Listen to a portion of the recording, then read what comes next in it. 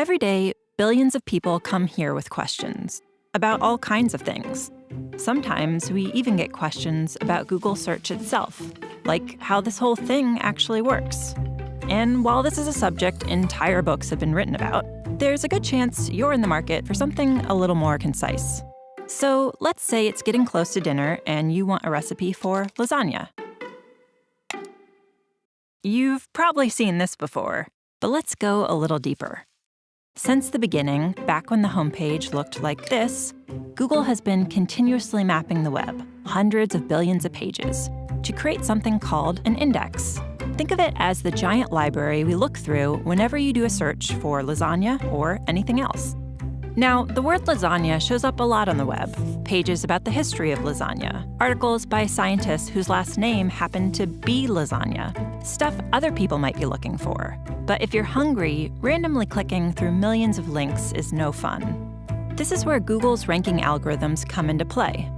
First, they try to understand what you're looking for, so they can be helpful even if you don't know exactly the right words to use or if your spelling is a little off. Then they sift through millions of possible matches in the index and automatically assemble a page that tries to put the most relevant information up top for you to choose from.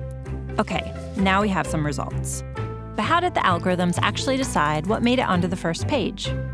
There are hundreds of factors that go into ranking search results, so let's talk about a few of them. You may already know that pages containing the words you search for are more likely to end up at the top.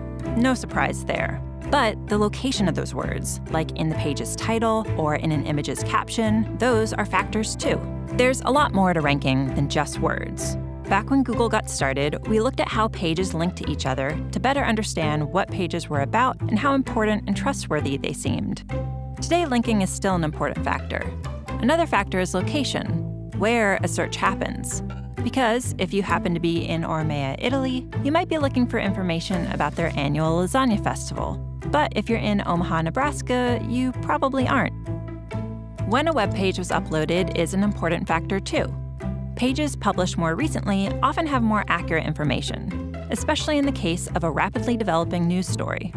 Of course, not every site on the web is trying to be helpful. Just like with robocalls on your phone or spam in your email, there are a lot of sites that only exist to scam, and every day scammers upload millions more of them. So just because instantvirusdownload.net lists the words lasagna recipe 400 times, that doesn't mean it's going to help you make dinner. We spend a lot of time trying to stay one step ahead of tricks like these, making sure our algorithms can recognize scam sites and flag them before they make it to your search results page. So let's review. Billions of times a day, whenever someone searches for lasagna, or resume writing tips, or how to swaddle a baby, or anything else, Google's software locates all the potentially relevant results on the web, removes all the spam, and ranks them based on hundreds of factors like keywords, links, location, and freshness. Okay, good time to take a breath. This last part is about how we make changes to search, and it's important. Since 1998, when Google went online, people seem to have found our results pretty helpful. But the web is always changing, and people are always searching for new things. In fact, 1 in every 7 searches is for something that's never been typed into the search box before, by anyone, ever. So we're always working on updates to search, thousands every year. Which brings up a big question. How do we decide whether a change is making search more helpful? Well, one of the ways we evaluate potential updates to search is by asking people like you. Every day, thousands of search quality raters look at samples of search results side by side, then give feedback about the relevance and reliability of the information. To make sure those evaluations are consistent, the raters follow a list of search quality evaluator guidelines. Think of them as our publicly available guide to what makes a good result good. Oh, and one last thing to remember. We use responses from raters to evaluate changes, but they don't directly impact how search results are ranked. So there you have it.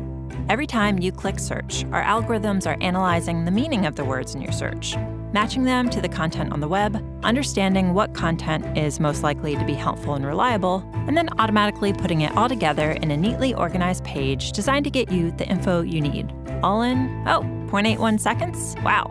Anyone else ready for dinner? Interested in learning more? We've got a whole website dedicated to how search works. Just click right here.